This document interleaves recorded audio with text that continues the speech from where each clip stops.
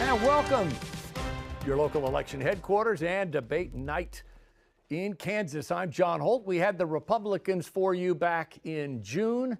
Now we bring you the Democrats, the three Democrats vying for the party's nomination for governor. But we have two terrific guests, too, who are much smarter than I, who are going to guide us through some of the issues and the pathways to victory. I'm sitting here with Democrat State Senator David Haley of Wyandotte County, and coming to us from Washburn University in Topeka is Dr. Bob Beatty, the chair of the political science department there. Welcome to you both. Thank you, John. Thanks for being here. Let's take a look at the lineup, as we always do in a pregame show, in this case pre-debate. Your Democrat candidates, we had 6 on the stage back in June with the Republicans. Here we have Ethan Corson, a state senator, Cindy Holscher, a state senator. They were in the race early.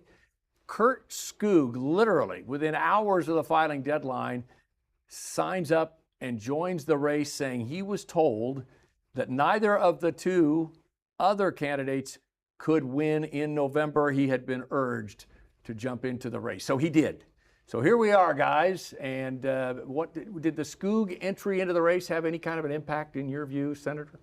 Well, it's always interesting to see at the filing deadline who does come in and who is running, and you always wait until all the horses are lined up at the gate before you pick.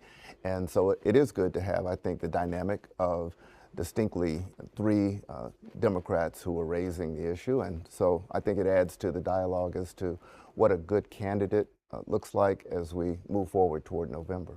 But Bob Beatty, as we look at not just fundraising, but just the lay of the land, the 2 state senators have been in it for some time, and in any of the forums we've seen, public debates, as we'll have here later tonight, it's really been Holscher versus Corson. And that really blew up on Thursday when the Kansas City Star, which by the way endorsed when the Kansas City Star endorsed Senator Holscher, the paper comes out with an article citing the chief of staff of the governor. He's the source here, of saying that Will Lawrence, I'm going to read it, says his boss, Laura Kelly, chose to go public with her divorce last year because she felt she was being blackmailed by Senator Cindy Holscher. It's based on a text message he had where she raised concerns about interference with the election. Never mentioned the divorce between the governor and her then husband. But, and Holscher says, no, I was not talking about that. I was talking about election interference. This is the July surprise, as you put it before we went on here. What impact will it have? What do you think? Well, first, John, wow. a debate right after that. And congratulations to you and Nexstar for having this, because I'm a huge believer in debates, and I think Senator Haley probably will agree that there's still quite a few undecided voters out there. And in terms of the Skoog entering the race, Curt Skoog, he's a very attractive, politically attractive candidate along with his running mate.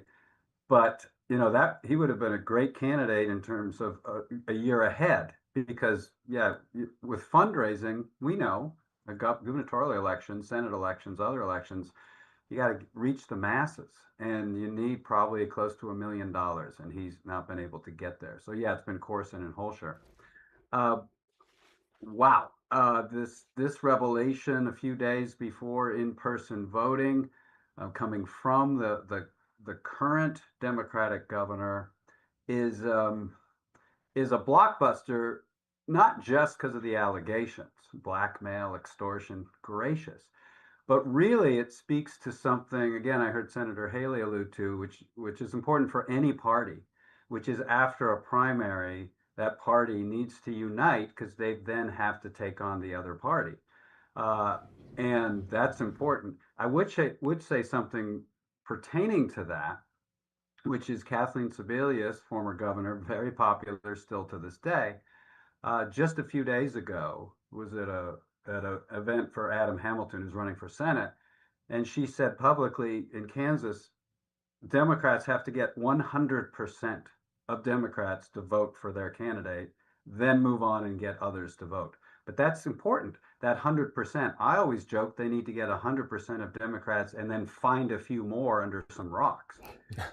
And so this is serious. It's serious, obviously, politically, but it's really serious because if Cindy Holscher wins the nomination, if the current Democratic governor does believe that Cindy Holscher was blackmailing her over a personal issue involving her divorce, that does not look like it's possible then to get an endorsement from Laura Kelly and then maybe possibly Kathleen Sebelius. There's some labor leaders that are involved in this, so maybe organized labor.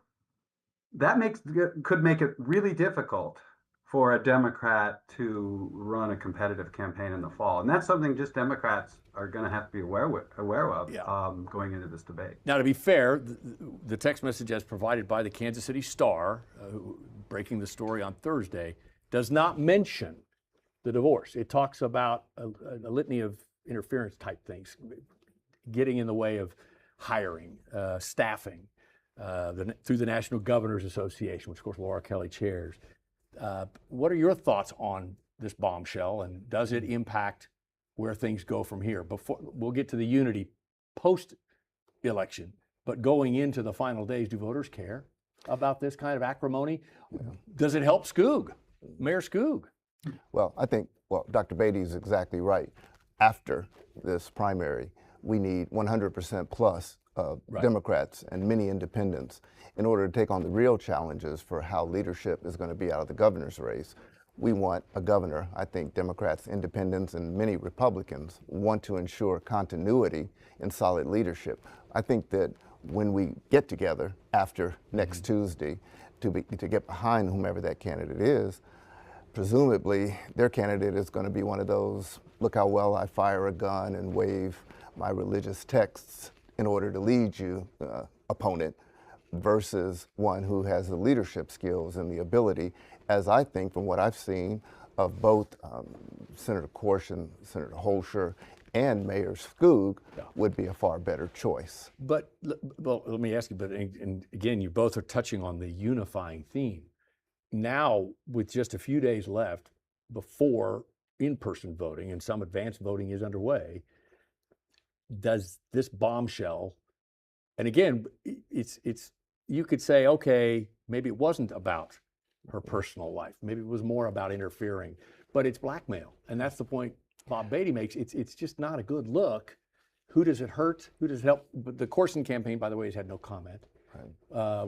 What say you about the current state of the race? I'm very close to certainly what goes along in the Capitol, and right there with both, working with two at the Senate. Never heard anything about it. Here it is, less than a week out. I'm not exactly sure. I think it becomes a tempest in the teapot. I think that the drill down will be for those candidates that are running, the three that are running, that all of this is, the problem is the divisiveness, though, the civil strife on each other, and I'm hoping that, that it won't too much disaffect the turnout. I don't see it swaying vote either way based on this discussion. What are your thoughts on that, Bob? Do you see this maybe tampering enthusiasm for the Democratic Party in going to the polls? It's like, here we go again. What a mess. We don't have a chance now. Where are you on what impact it could have on the vote on Tuesday night? It's certainly a mess. And, I've studied political ads. I studied the campaigns. I studied the outside groups. I'm not a member of a party. Again, it's not saying anybody should or should not vote for Cindy Holscher, but if she wins the nomination, and then there will be possibly millions of dollars in TV ads on this issue, no matter what she says. And so again, it's an issue. It's an issue in this primary. It's something the voters have to consider as another factor. To Senator Haley's point, the acrimony that has resulted in this, and whether it was wise of Senator Holscher to pick a fight with the governor in any manner whatsoever, regardless of whether she was going to get the endorsement. I should say that her campaign was based a bit on this antagonism. I'll be curious to see what Senator Haley says. She does run a TV ad, Senator Holscher, where she says the working people are tired of being sold out by both parties. So her campaign is based a bit on this anti-establishment messaging, and that is going, of course, tick off Governor Kelly. Would bet, because she's probably pretty proud of what she's been doing in her close to 8 years. And so that was a strategic decision. Again, and that should probably factor into voters, and that, it could help her in terms of in the Democratic primary, but it's a whole different animal in the fall. In the general, what do you think, Senator? You mentioned that she's a little anti-establishment right off the bat. Not Democrat socialist. That's very anti-establishment. But she's definitely raised some issues that could rankle the governor, and in hopes of getting voters to come her way at a time when, affordability is an issue, union jobs are an issue. Do you agree there that that's a factor? First, I certainly want to underscore that I am painfully neutral as between the three that are running. Sure. And I'm not weighing in on any one particular. I will say that there are three distinct backgrounds, personalities that are running, that are vying for the nomination and the nod. I would think, were I to be a political strategist, that we'd be looking more to what it's going to take in what's a painfully red state that Kansas is, what it has taken in the past, and who it has taken in the previous times to bring together the enviable middle, I think, that independent voter who's looking for, I think, the leadership for some of the real issues confronting us, like our tax situation, real issues that we have to confront, like our schools, and ensuring that we have that autonomy. Whatever he or she, the candidates, are doing now, they should be looking ahead to what will be necessary to win in November. Winning the battle, but not the war, is something that I think none of us would want to see happen, no matter what school of thought they adhere to. Let me ask both of you this, and I'll start with you. Does Cindy Holscher, should she win, and there are many who believe she's leading, she's the favorite, does she need the governor's endorsement? Does she need Kathleen Sebella's endorsement to unify Democrats and independents, draw independents to her campaign in November? I would certainly hope, again, as the longest serving member of the legislature that I am, and having seen all of them come in and serve and then go, that we all would unify. I think that Democrats understand, whether it's previous governors, current or previous governors, and whatever, we've got to pull together. We've got so much at stake. Kansans are really looking for a continuity and solid middle of the road, if you will, leadership, and ensuring that we can address the issues that we need. And I think that both Governor Sebelius and Governor Kelly will recognize that, depending on which one of the Republican nominees, there is actually one or two Republicans that are running that may be palatable. And I think that would be a key issue too, Right. should one of those emerge as Depending a on who Republican emerges, nominee. yeah. What about that, Bob? I mean, let's face it. If you're an anti-establishment candidate, you may be thinking to yourself, I don't need the governor's endorsement. I don't need Kathleen Sebelius, does she? If she wins? So, John, great question. So I'm not trying to butter you up or anything, but excellent question. Because there's what the younger folks call the vibes. I'm trying to adopt, a little of that too. The vibes nationally, we're seeing in some Democratic primaries, Michigan, what happened in the Colorado governor's race, for example.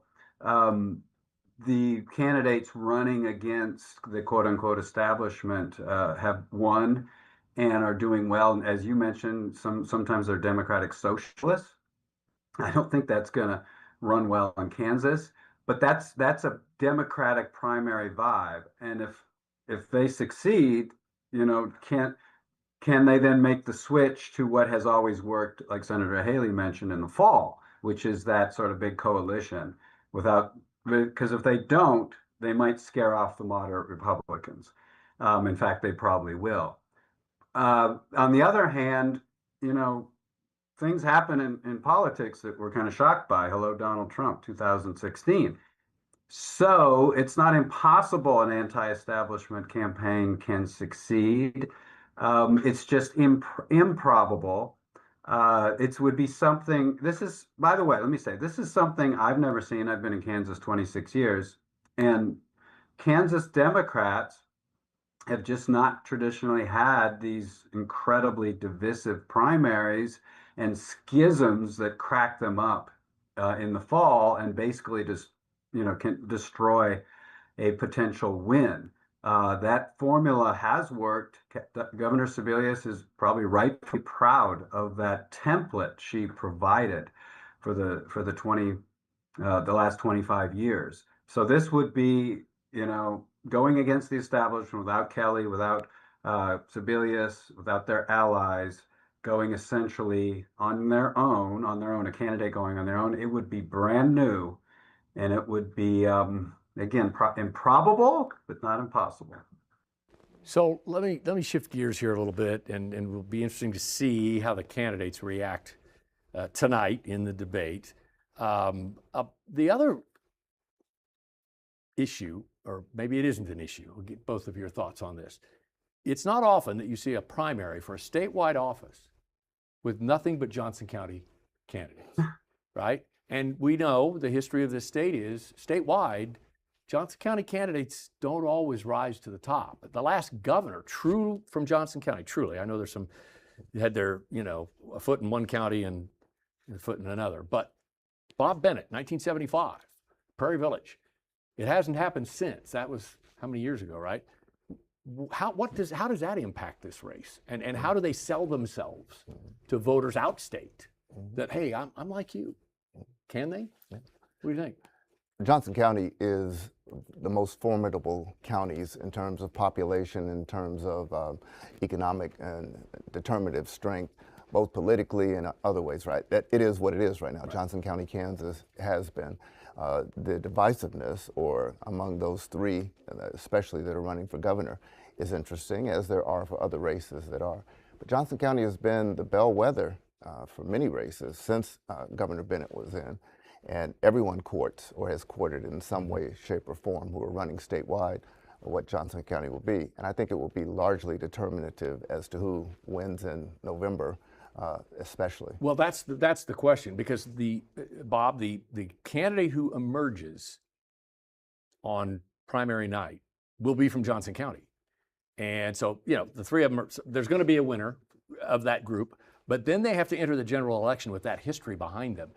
Have things changed? Because I know I grew up in central Kansas, and I've worked in Wichita, and I've been in Topeka. There's just a sentiment out west that is not friendly to Johnson County. They get all the money, they get all the nice highways and schools, and they don't like Johnson County candidates. Is that still an issue? Will it be an issue in the general? I think it is. Sam Brownback, when he ran for Senate, used to run two different ads, one for Western Kansas and one for Johnson County. But here's the deal, is that a Democrat needs to win big in Johnson County, Northeast Kansas as well, Topeka, Douglas County, basically much of Northeast Kansas. Win big. They have to win big. Then just don't lose too terribly in the rest of the state. You're going to lose, but don't get absolutely destroyed. And so you have to spend some time, working on that. Cindy Holscher, stresses that she grew up on a farm. That's pretty good. Ethan Corson ran an ad where he, talked about playing baseball at a community college and living, outside of Johnson County.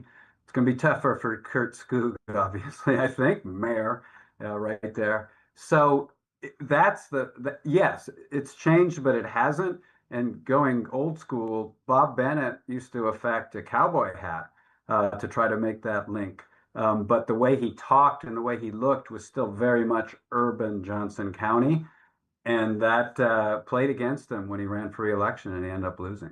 It's interesting you say what you said about Johnson County's role in choosing the numbers, because Republicans will say, and this is fascinating to me, don't lose Johnson County by too much and go clean up out west. I mean, it's just completely changed, hasn't it? I mean, so it'll be interesting to see. Now, if you're a Democrat, if you're Cindy Holscher or Ethan Corson or Mayor Skoog, who are you cheering for on the Republican side to emerge the winner?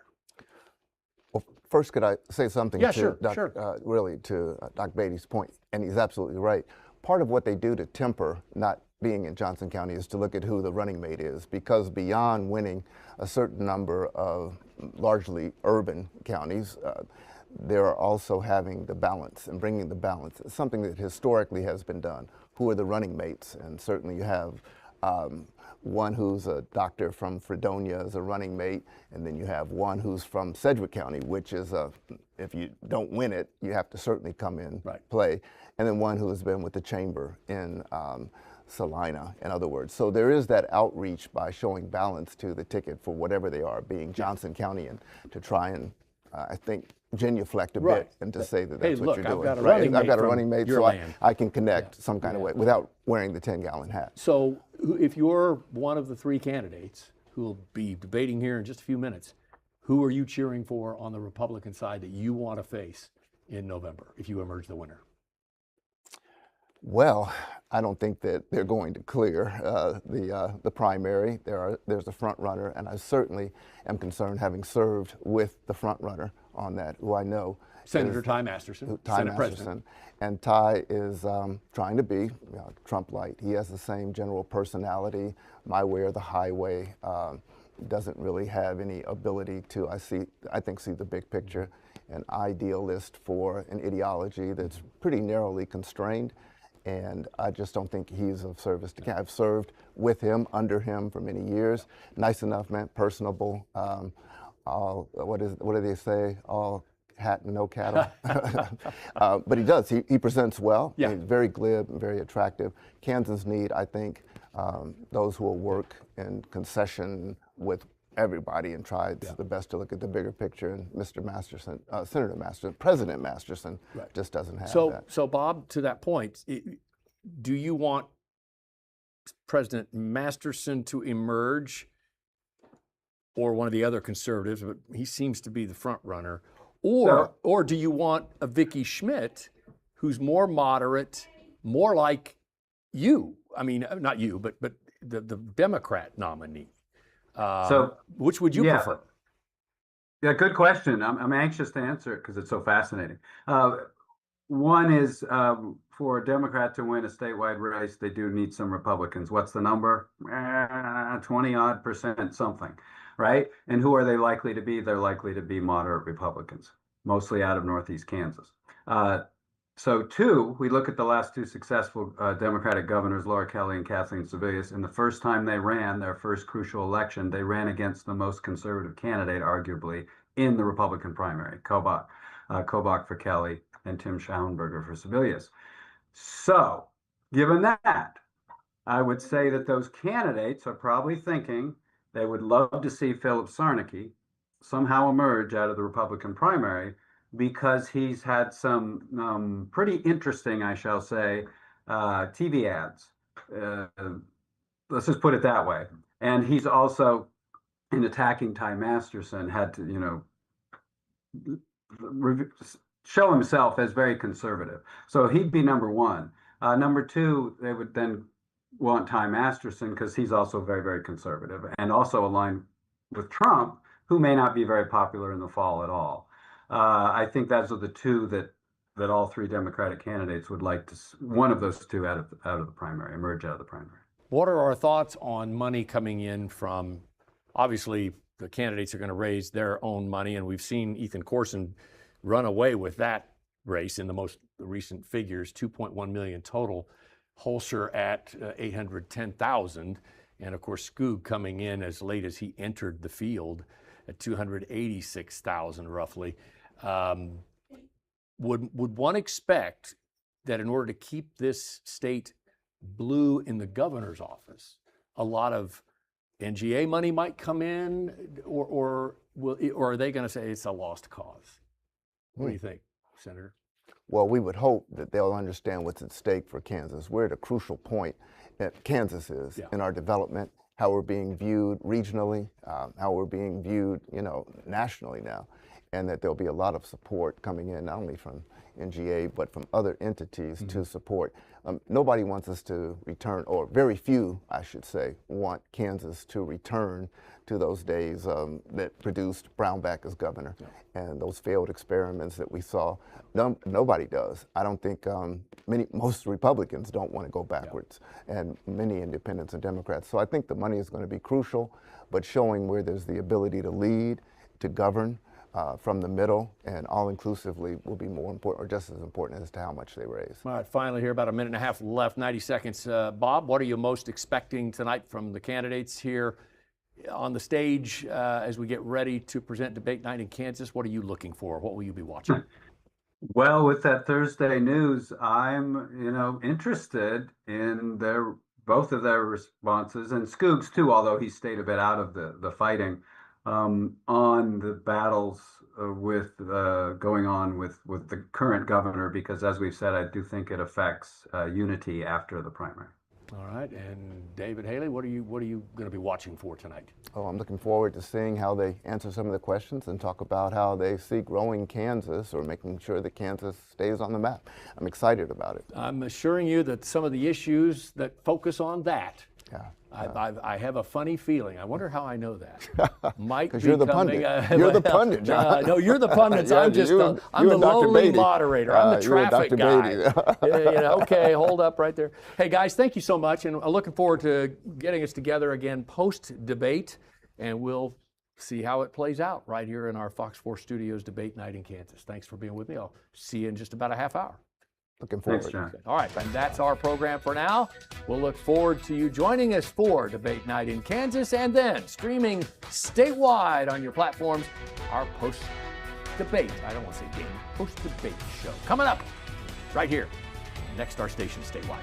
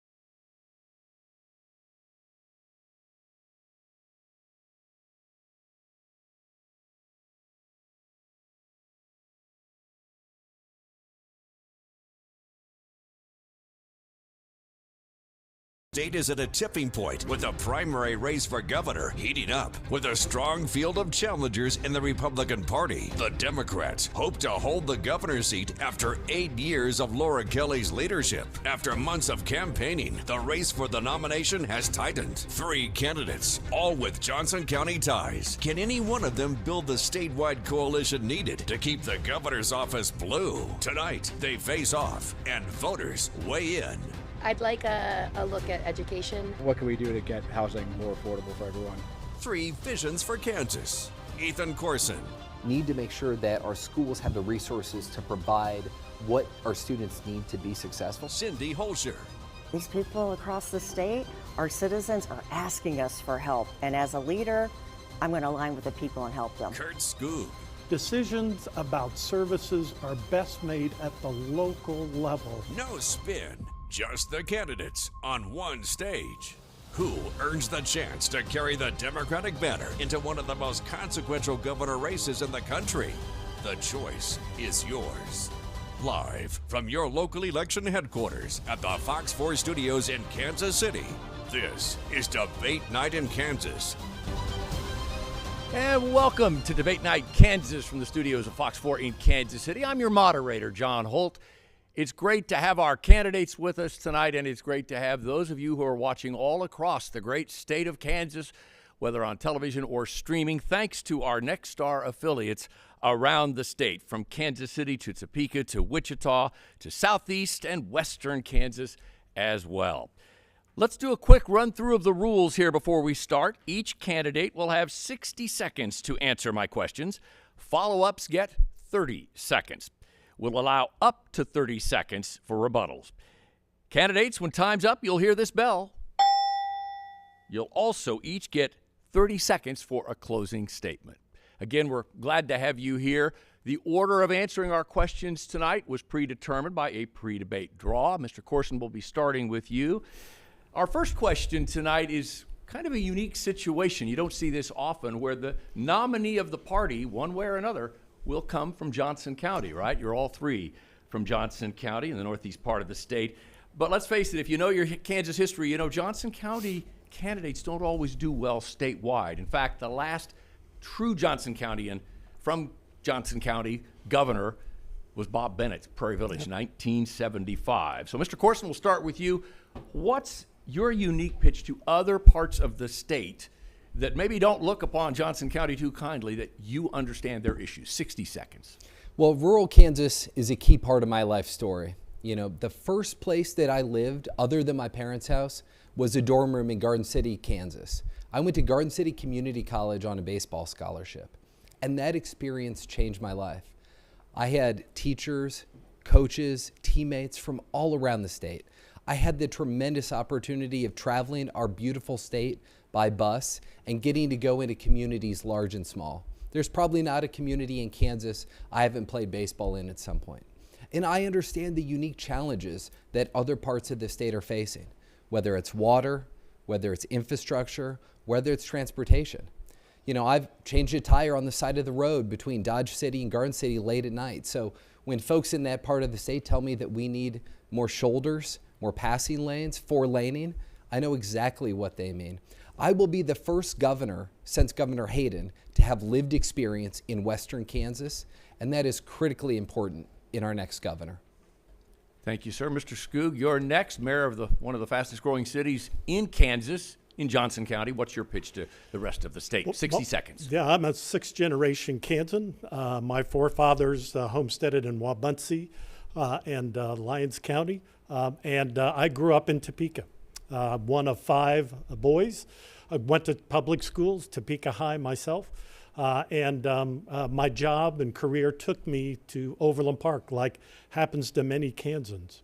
As I've toured the state, we've been talking with folks about water. We've been talking with people about education. We've been talking to Kansans about thriving communities. So in Overland Park, we're a population of 200,000 people. We're pretty evenly divided between Republican and Democrat. And I have won races against mega Republicans, and I can win in November because I operate a city of a budget of $500,000 every year that I'm accountable to Kansans to make sure we fulfill. Thank you, sir. Ms. Holscher, you represent in the Senate one of the fastest growing districts in the state of Kansas, Johnson County. How do you appeal to the rest of the state? 60 seconds. Thank you. I'm Senator Cindy Holscher, the Democratic frontrunner for governor of Kansas. To give you some quick background to answer that question, I come from the farm. I grew up on a farm. I'm the granddaughter of tenant farmers, the poorest of the poor. Additionally, I'm from a military family and a union family. Those are a lot of points of connection with people across the state in terms of commonality. And I've been able to establish coalitions, particularly ended the Brownback experiment by establishing coalitions with my peers across the aisle. But I've also established coalitions with voters across Kansas. Every time a voucher bill has come forward, I have a coalition of Republicans, Democrats, and independents to push back on legislators to stop those vouchers. And when redistricting was brought up by the GOP last year, I utilized that coalition to stop those efforts. I do town halls every year, even across parts of the state that I don't represent, to make sure that people feel seen and heard, because Kansans deserve to have their questions answered and they deserve to be heard. Thank you all. Let's move on to the Chiefs Kingdom in Kansas. The Chiefs, of course, crossing the state line with a deal by the state of Kansas to bring the team in. Now, I know we've talked about the pluses and minuses of the deal. I really don't want to relitigate that with this discussion. Rather, I want you to focus on being in the governor's chair as construction of a new stadium and a practice facility are taking place. You'll be in charge at that point. So what do you do as governor to ensure, no matter how you feel about the project, that it's completed to the best interest of Kansans? Mr. Skoog, you're first up here, 60 seconds. Well, thank you. This is one of the reasons why a mayor makes sense to be the next governor of Kansas. Every day I work on economic development projects in Overland Park. That's why we've created thousands of jobs, our homes to some of the fastest growing companies in the state. It's why we've built 3,400 new residential units in Overland Park in the last 5 years. So I have negotiated development agreements with developers and companies. And what I have done over and over is hold our companies and our developers' feet to the fire to make sure they fulfill every one of the obligations in that development agreement. In fact, when Teva Pharmacies left the United States, we pulled back their incentives because they didn't fulfill their requirements. As governor, I will hold the chief's feet to the fire to the agreement that is struck on that deal. I've done it before, and as governor, I look forward to doing it for all of Kansans. Ms. Holscher, I know you've said this is a bad deal for the state, but again, I want to focus on you as Governor Holscher. Assuming it's going through, what would you do to look out for Kansas taxpayers as the chief executive over your time in office? 60 seconds. Yeah, absolutely. There are a couple of different things here. I want to ensure that workers get union wages, livable wages. Again, because when you go through parts of the details of the deal, some of those things aren't guaranteed, and I know a wink and a handshake isn't going to protect our workers. So again, I want to make sure that we have livable wages for our workers and union labor. Also, I want to ensure there's supposed to be $1 billion of development or investment by the Hunt family as part of an entertainment district. I want to ensure that local minority companies in Wyandotte County get their share of that, because there's nothing, again, in writing that details how that money is to be used. And you know what? We're going to have a revenue crunch here coming up. And I'm the only one in this race that has actually gotten the state out of something similar to that big revenue crunch, the Brownback experiment. And I've also designed complex budgets. That was part of my job for several years. We're going to need that expertise to get Kansas to ensure that we are on track, that we have the revenue available, and that we're balancing our budgets and fulfilling obligations to schools and other critical services. Thank you. Mr. Corson, you've been supportive of the deal. Now let's focus on your role as an executive here in the state to make sure it gets done right for Kansans. 60 seconds. So I've held 2 senior leadership positions at the U.S. Department of Commerce. I understand how these large economic development deals work, and I will bring that background and that expertise to the governor's office. And I am going to hold the chiefs accountable to every single thing that they have promised to do in their agreement. I will make sure that happens. I also supported a sports authority. That is a different position than Senator Holscher had. I thought that was a critical step to both ensuring that this moves forward with transparency and that we have a seat at the table for Kansas City, Kansas, and for Olathe. Additionally, I'm going to partner with our local leaders to make sure that those communities are having their needs addressed going forward.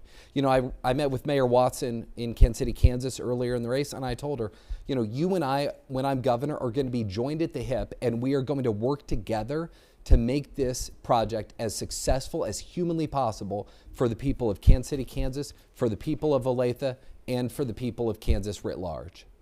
Thank you. Let's move on to step away from a couple of issues and focus on some breaking news that's on the campaign trail here within the last 24 hours or so. I want to get to this issue. Ms. Holscher, the Kansas City Star reported last night that the governor's chief of staff was accusing you of blackmail based on a text you sent about a year ago. That text warned that you'd take action against anyone who interfered with your campaign, put the thumb on the scale, so to speak. The chief of staff now says he believes you were threatening to expose Governor Kelly's marital status. Your campaign issued a statement last night. Now we get to hear from you. What say you about those text messages to the chief of staff? 60 seconds. Yeah. That's an absolutely ridiculous accusation. It is a last-minute attempt by insiders, the establishment, to try to prop up their candidate. I'm not tied to the establishment. I'm tied to the working people. I'm everything that often this party says it wants. Somebody who rose up out of poverty, a female, someone who fights for working families, from a military family and a union family. But at times, the establishment just doesn't want to embrace someone like that. So again, these are just accusations, sleazy accusations at the last minute of a campaign to try to prop up a candidate who hasn't been getting traction. Regardless of whether you meant the marital status or putting your thumb on the scale of the campaign, the tone made it sound like you were willing to release information to the press. What was that information then, and would you be willing to release it now? 30 seconds for the follow-up. Oh, I think all of that has been released, and it's in regard to the environment that many of us have been facing in terms of, and I think this was in the statement last night, an atmosphere of bullying and coercion. So like I said, that was pretty much addressed in the release that we put out, in the statement we put out. But the fact of the matter is, you know what? Again, it's just a sleazy attempt by insiders. You don't believe it was blackmail, is what I'm hearing you say. Oh, no. Mr. Corson, Ms. Holscher is asking you in that statement issued last night, which I have right here, I'm calling on Ethan Corson to disavow the petty attacks that came from the chief of staff of the governor who endorsed you. We did not hear from you last night. Your campaign had no comment. Would you offer now to disavow that announcement or complaint from the chief of staff of the governor? You've got 60 seconds. You know, John, we didn't comment on that because that story had nothing to do with my campaign. And I'm really focused on addressing the issues that Kansans want to hear from all of us about. Healthcare, education, jobs, affordability. I put together really detailed plans for how to address all of those.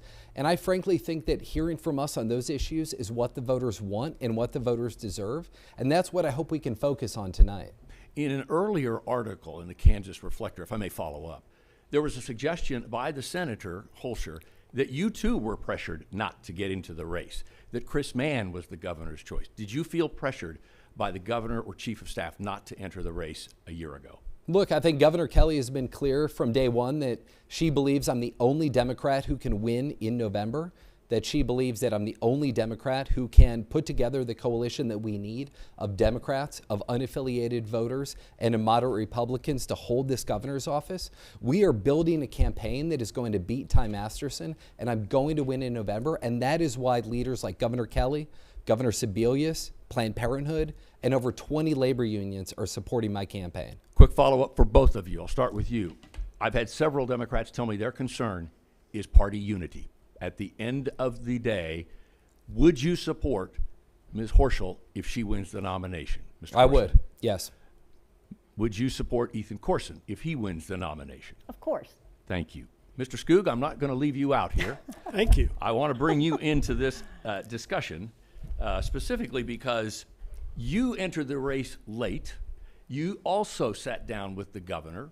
There are reports that you spent about an hour with her before you entered. And then she issued a statement when you entered the race, quote, describing your race as a thrown together last minute opportunistic attempt to divert my wholehearted endorsement. Foolhardy. Question, did you feel pressure from the governor not to enter the race? 60 seconds. Yeah, well, first I want to start off that it's hard to be an elected official in Topeka for 10 years and not be an insider. Senator Holscher is an insider. I'm the only one who's an outsider. I have not been an elected official in Topeka. And this whole mudslinging that we're experiencing is a typical Topeka tactic. That's not what I do. I'm a mayor. What I do is bring people together and solve problems. So the reason I got in this race is because Cindy has been ahead in the race. She has a great ground game that she has worked across state for the last few years. But the positions that she has taken and her approach make her unelectable statewide. Ethan started on third base with all the endorsements, and he's run millions of dollars of TV ads, and he is not connecting with Kansans. I am connecting with Kansans. And I think at the end of this debate, the Kansans will see I am the one who can win independents and moderate Republicans and win at the end of the day. Quick follow-up, with all due respect. My question was, did you feel pressure by the governor or her staff to not enter the race? Well, the governor made it clear to me that she was supporting Ethan Corson. And I'll give each of you a quick 10-second response to Mayor Skoog's comments. Mr. Corson, you've not connected with the electorate. That's what the mayor says. What say you? 10 seconds. You know, John, we've traveled over 36,000 miles across this state. We've been in church basements, community centers, union halls, family farms with Kansans all around the state. Folks are gravitating towards our campaign because, frankly, what they want is a new generation of leadership. The two tickets in this race have been in office a combined 41 years at a time when voters clearly want something new, and I represent a new generation of leadership for Kansas. I want to give Ms. Holscher a chance to respond to the fact that you're not electable. Ms. Holscher, the Mayor Skoog indicated you're not electable. I'll give you 15 seconds. Go ahead. Sure. What I will say to that is every independent poll that's been done shows me with a sizable lead over both of these guys. So yes, I am indeed electable. I'm the only one here who's consistently won races in red districts where it takes Democrats, Republicans, and independents coming together to elect me. And that's been 4 races, tough races. So of course I can win this race. And here's the thing. You know what? My positions are with the people. There's nothing extreme or outlandish about my positions. I'm working for Medicaid expansion. I'm working to legalize cannabis, make housing more affordable as well as childcare, and raise the minimum wage. Those are positions directly aligned with the people. Thank you all. Let's get back to one of the key issues facing Kansans, property taxes. The legislature has failed to come up with a package over the last 2 or 3 years in spite of supermajorities, relying on a couple of key strategies that I want to share with you. Particularly from this June Survey USA poll. It shows Kansans overwhelmingly support these 2 strategies. Show these to our viewers. 76% surveyed in Kansas would cap assessed valuations using a constitutional amendment. 78% would allow voter input on property tax increases by the various local taxing entities. Ms. Holscher, we'll start with you. You voted no on both of those attempts, calling them gimmicks. Why are you right and a supermajority of Kansans surveyed wrong? 60 seconds. Yeah.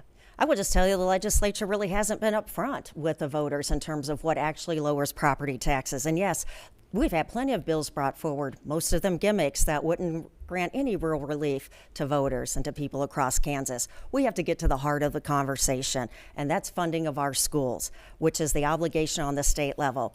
When we don't fully fund general education as well as special education, and special ed hasn't been fully funded since 2011, then that burden, that responsibility is shifted over to the local level, and they have to fill in the gap. That makes property taxes go up. So if we want to address property taxes, We have to fully fund education and stop the billionaire and corporate giveaways, because there's only so much money to work with, and we need that money to fund those critical services, including education, so that doesn't get shifted to the local level. Mr. Corson, you too voted against these two approaches that Kansans overwhelmingly, when surveyed, supported. Why? 60 seconds.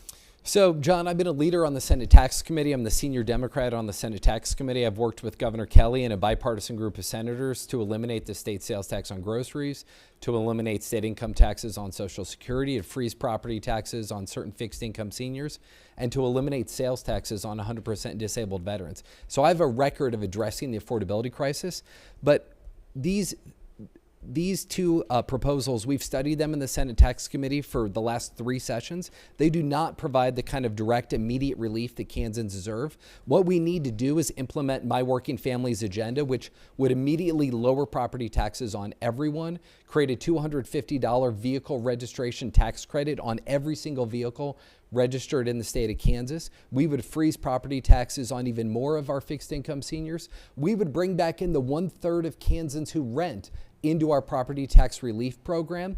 And long-term, we would address this by having a task force on property taxes to find a durable, lasting solution that can fix this problem once and for all. Thank you. Mr. Skoog, you opposed these two approaches as well. I've heard you say that.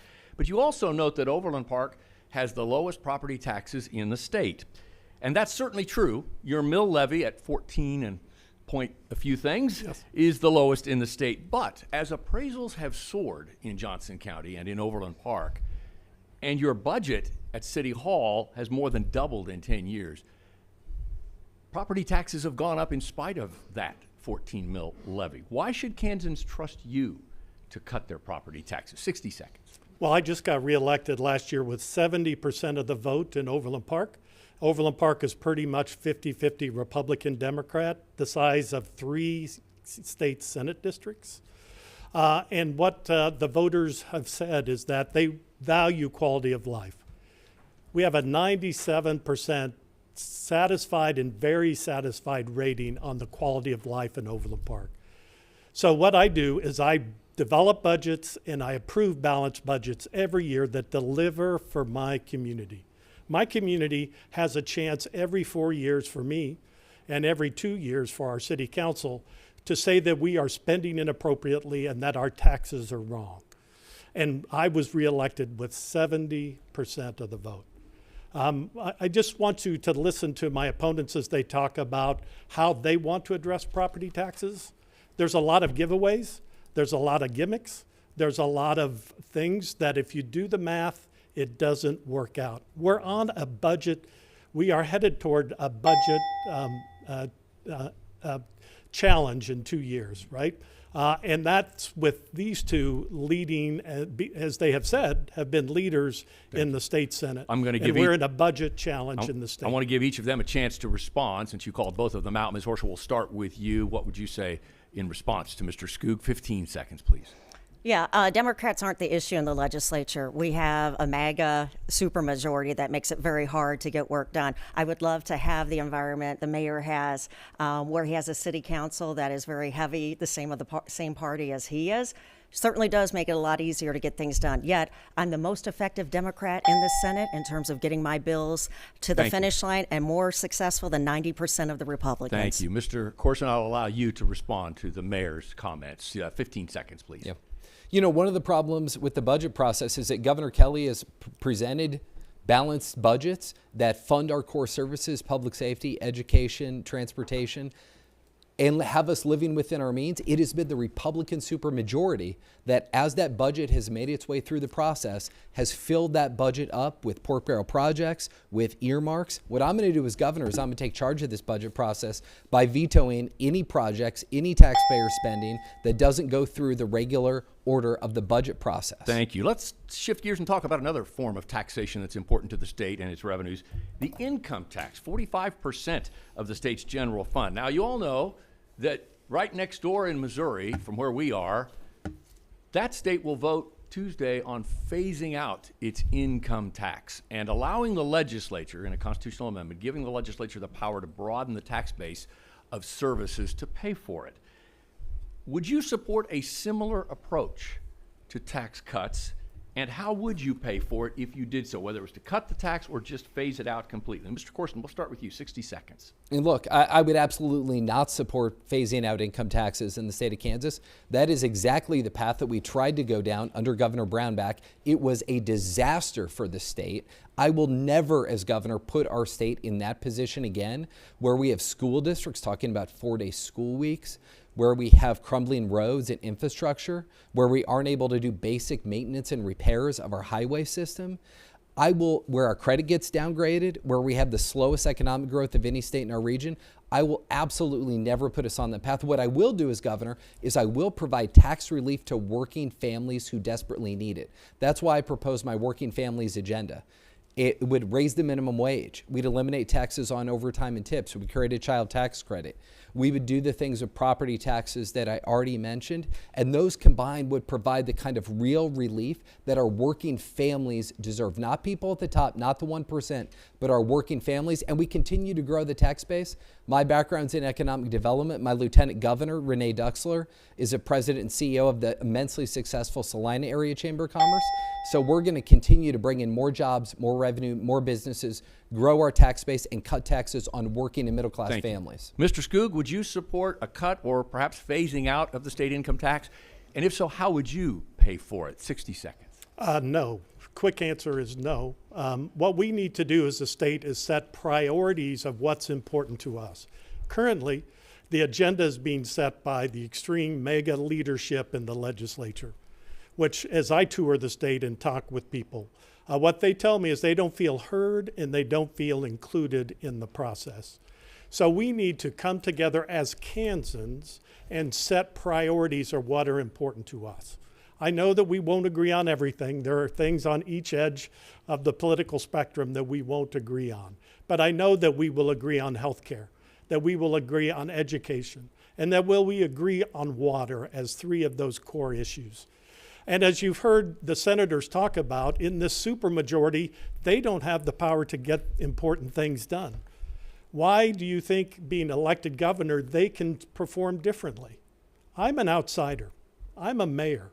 I am used to bringing people together to get things done. And that is what the next governor of Kansas needs to do. Bring Kansans together and get things done. Ms. Holscher, same question for you. Phase out or cutting the income tax, and if so, how do you pay for it? 60 seconds. We've seen similar bills, and I voted against them. It's just another version of the Brownback experiment. And I ran for office the first time, 2016, to end that experiment. Won that race, and I was a co-founder of the Women's Bipartisan Caucus. We're the group that actually put together the bill to end the experiment to get Kansas back on track. So absolutely not. I would not support that. I'm fighting for affordability, working to make sure that we lower property taxes for people so they aren't priced out of their homes, expanding Medicaid so more people have access to affordable health care, making housing more affordable, and raising the minimum wage. Those are the things I'm fighting for. Incidentally, Senator Corson throughout this campaign has declared himself a champion of the working families and a lifelong Kansan. But what he doesn't disclose is the fact that he spent nearly a decade on the East Coast working as a corporate attorney representing big pharma, big tobacco, big oil. And he actually voted to double campaign donations, which allows corporations to have more of a voice. And in fact, on top of that, he was asked to denounce and disavow his connection to a dark money group that is spending $100,000 against me, spewing accusations and lies. He refused to denounce that, and it is really disheartening to see a Democrat using a tactic from the Trump Masterson playbook in this primary. Thank you. Mr. Corson, I'll give you 30 seconds to respond. You know, John, you just heard a lot of accusations, no real facts to back them up. And again, I just think it's sad, and I think it does a disservice to the Kansans who are watching this debate. You know, I think Kansans, as they decide about who should be their next governor, I think they deserve to hear our positions on health care, on affordability, on taxes, on job creation. That's what I want to use my time on the debate stage to talk to you about. None of the things that Senator Holscher said are true. I'm very proud of the career that I've had. I'm very proud of the work I've done in the Kansas Senate. My campaign is not running any of those ads. I'm the only candidate who's been endorsed by In Citizens United because I am committed to getting dark money out of our politics. Thank you. Let's move on. A couple of you have mentioned spending, so let's talk about that in the state. The legislature's research arm, as you well know, estimates a nearly $1 billion budget deficit over the next 2 fiscal years. You would be governor if elected and have to deal with that. Everybody talks about waste, fraud, and inefficiencies. So let's step away from that and focus on some specific agencies or programs that you would cut. Mr. Skoog, I'm going to start with you. You've mentioned state jobs and attrition, and perhaps now is a good time for efficiency's sake to move those jobs off the ledger. But are there any other agencies or programs you would cut? 60 seconds. So this is why I talk about being a mayor in the governor's office, is we need to establish what our priorities are as a state. We haven't brought Kansans together to set our agenda for what's important. How do we build thriving communities across the state? That is what I'm focused on. And as I've talked to people across the state, what I hear is that they, as I mentioned earlier, they don't feel heard and they don't feel included. In Overland Park, what we did is we launched a redevelopment initiative along Metcalf Avenue.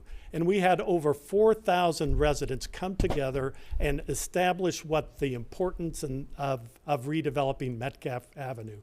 Today, we have the headquarters of Shamrock, one of the fastest growing companies in the country. We've redone downtown Overland Park. We're ranked as one of the best places to live, work, and play, all with the lowest property tax in the state of Kansas. That's what the next governor needs to do, is build a consensus across the state so we can right-size the state government and our spending to deliver on our priorities as a state. Let me get a quick follow-up in here, Mr. Skoog. Can you develop a consensus to cut specific programs or agencies? Can you share those with us? I didn't hear that. Well, I think the prime one is within water in the state of Kansas, right? We have been studying water for decades.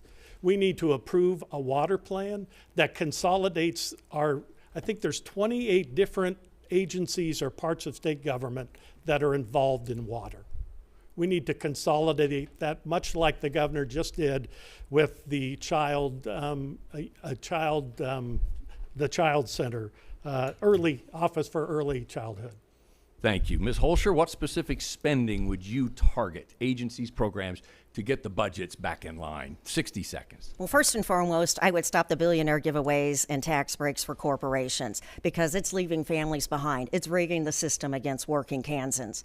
What I will look to do is I will look to increase revenue, and there are ways we can do this. We have pathways, including legalizing cannabis. Missouri takes in over $255 million in revenue, and if we don't think cannabis is here, we're fooling ourselves, because if you visit the parking lot, 80% of the plates are from Kansas. So again, it's here. We just haven't legalized it. We aren't getting the revenue from it. And here's the thing. I do want to address something that was brought up earlier in terms of the connection there with the dark money group, Heartland Priorities. You know, we've got to be serious about this. One of the people who founded that group was a former employee of Senator Corson's at KDP. Another person was a high school buddy who contributed to his campaign.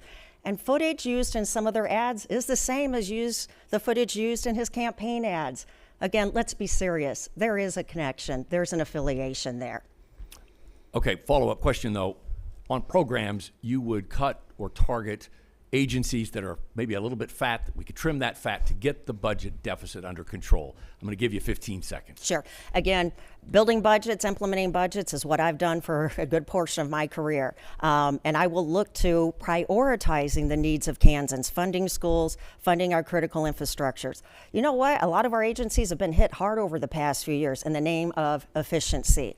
And they haven't found anything in terms of those inefficiencies. What we've seen, though, instead are cuts to important programs that serve Kansans. Thank you. Mr. Corson, I'll give you 15 seconds to respond to the allegations of dark money in your relationship. Look, again, John, I just think that these personal attacks by Senator Holscher are not what people want to see from politicians. You know, as I've traveled the state, voters have made it clear to me, and I think this is maybe coming from me as a next generation leader, being a generation younger than my opponents, but people are just sort of sick of these petty personal attacks. And I really came here tonight to tell you about how, as governor, I want to tackle the big issues facing Kansas. Healthcare, education, jobs. I didn't come here to lob personal attacks on my opponents. Thank you. One of the big issues that has faced Kansans for decades is abortion. Hey, John, I didn't get to answer the budget question. Oh, we'll give you 60 seconds to do that. You're right. I wanted to give you that follow-up. Let's have you take a look at what programs or agencies that you would take care of. Thanks for going to the monitor and straighten the moderator out. 60 seconds. You have a tough job, and I respect it. Hey, so look, I was Chief of Staff of the International Trade Administration at the U.S. Department of Commerce. When I was there, I managed an annual budget of over $500 million a year. We had 2,200 employees in every single time zone in the U.S. We had employees in 78 countries, 105 cities. And so I understand what it takes to manage, lead, and execute a plan to deliver results for Kansans in a large bureaucracy and to get things done and to make sure state government delivers for Kansans. What I'm going to do is what I talked about. I'm going to veto these pork projects. I'm going to veto these earmarks. And I'm going to do more things like the Office of Early Childhood, which I was privileged to work with Governor Kelly on and which I supported, which is really a model of what we can do more of. It took, we had our early childhood services spread across 15 different parts of state government. What we did was we consolidated that all under one roof. So it's going to serve our parents better, it's going to serve our providers better, and it's going to be more efficient and more effective for Kansans. I think that's a model of what I'd want to do more of as governor. All right, thank you. Now let's turn to that difficult discussion about abortion. Kansas state law, this is the statute, bans abortions after 22 weeks of pregnancy or 24 weeks of viability, exception for the life and health of the mother. Do you support the current statute, or given the 2019 Supreme Court state, which found a right to abortion in the state of Kansas, would you prefer that abortions be allowed throughout the entire term of pregnancy? Mr. Corson, we're going to stay with you. 60 seconds. Yeah, John. So, look, I want to be absolutely clear on this. The decisions around reproductive health in Kansas should be made between a woman and her doctor. And as governor, I will veto any legislation that gets in the way of these decisions being made by a woman and her health care provider. You know, in 2022, when this amendment that would have banned abortion in Kansas was proposed, like so many other Kansans, my wife Jen and I knocked on hundreds of doors in our community to protect the right to safe, legal abortion here in Kansas. I have a 100% pro-choice voting record in the Kansas Senate. And as governor, I will veto any legislation that puts legislators into the doctor's offices where they do not belong. That is why Planned Parenthood has endorsed me in this race. Because let's be honest, abortion is on the ballot not only in August with this amendment, but in November. And they endorse me because they know, quite frankly, that I'm the only candidate who can win in November and then be a brick wall to protect reproductive rights in Kansas as governor. So, based on what you've told me, you're fine with the current state law, which after 24 weeks bans abortion except for the life and health of the mother. You would not change that. 15 seconds. Look, I've been crystal clear. My position is women need to have access to the medical care that they need, and those decisions should be made between them and their doctors. Okay, thank you, Mr. Skoog. Same question for you.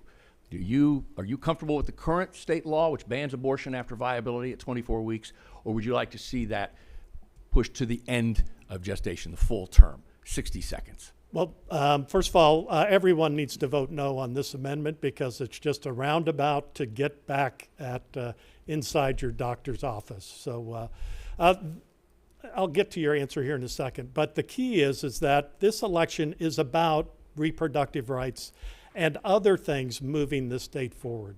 Ty Masterson has been a bad Senate president for the last 6 years. And as governor, he would destroy this state moving forward. That's why I'm in this race, is we need a candidate who can beat Ty Masterson in the fall, like Laura Kelly did and like Kathleen Sebelius did. You can't run from the left, you have to run from the middle. And so as governor, we will get control back to break the supermajority. That hasn't happened in 16 years. And we will have an opportunity to have a real discussion about reproductive rights. We need to vote no on this amendment.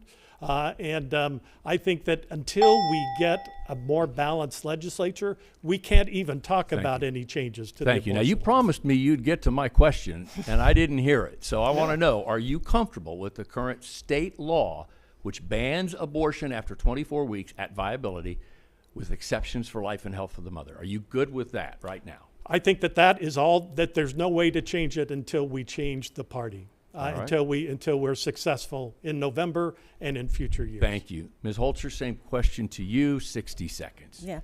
Well, to me, it feels like this has been settled. Again, we had the amendment in August of 2022 where voters resoundingly upheld access to reproductive health care. They spoke at that time saying that what should be permitted. And in that summer prior to the vote, I knocked tons of doors with my daughters, with other folks, so many that I, in fact, had a TV news crew following me. And I have a 10-year record of supporting access to reproductive health care. So again, the people have spoken on this, and as Mayor Skoog indicated, we have to get people out to vote no on this amendment because this is just another attack on reproductive health care from another angle. So I keep telling people, here's the easy way to remember it. Vote yes for Cindy, vote no on the amendment. Thank you. Let's move on to another issue that faces a number of states, and now apparently Kansas, because Kansas does not allow medical or recreational marijuana.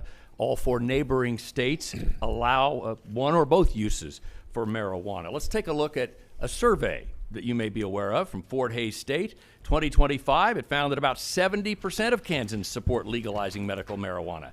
59% support legalizing recreational. But a 2023 Kansas City Federal Reserve Bank study found states that approved recreational use saw increases in substance abuse disorders by 17%, arrests by 13%, chronic homelessness by 35%. Mr. Skoog, both of your opponents both support recreational and medicinal, and we'll ask them in a moment. But your approach more cautious. You want to get medical marijuana up and regulated first, then a move to recreational. So why is your position the right one and theirs is the wrong one? 60 seconds. Well, John, I always love how you do your homework. So my first choice when I announced that I was going to run for governor, I chose Dr. Jen Bacani McKinney from Fredonia, Kansas. She's a family practice doctor and nationally recognized leader in rural health care. And we had a conversation about what her experience was with marijuana in her practice. And although she doesn't prescribe it, she knows that some of her patients use marijuana, and they are helpful in their management of their pain and other symptoms. And so when I was on the Kansas Reflector, if you want to hear more about this conversation, you can go to Kansas Reflector podcasts. So I'm in favor of legalizing medical marijuana, much like we have how we regulate alcohol. Right?